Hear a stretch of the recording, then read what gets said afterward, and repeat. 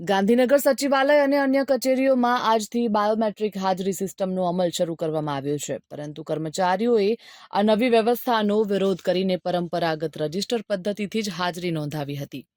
સામાન્ય વહીવટ વિભાગે ગત 27 જાન્યુઆરી 2025ના રોજ જાહેર કરેલા પરિપત્ર મુજબ સચિવાલય સંકુલના તમામ વિભાગો, કર્મયોગી ભવન, ઉદ્યોગ ભવન અને કલેક્ટર ડીડીઓ કચેરીમાં ડિજિટલ અટેન્ડન્સ સિસ્ટમ લાગુ કરવાનો નિર્ણય લેવામાં આવ્યો હતો. જો કે આ નિર્ણય એકતરફી રીતે લેવામાં આવ્યો હોવાનું કર્મચારી મંડળ દ્વારા કહેવામાં આવી રહ્યું છે.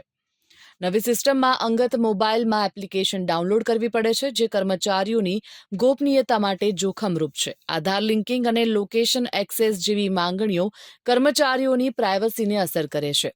કર્મચારી મંડળોએ મુખ્યમંત્રીને પણ આ મુદ્દે રજૂઆત કરી છે. કર્મચારીઓનું કહેવું છે કે તેઓ કચેરી સમય બાદ પણ મોડે સુધી રોકાઈને રાજ્યના વિકાસમાં પોતાનું યોગદાન આપે છે, પરંતુ આવા એકતરફી નિર્ણયોથી તેમનો ઉત્સાહ ઘટી રહ્યો છે.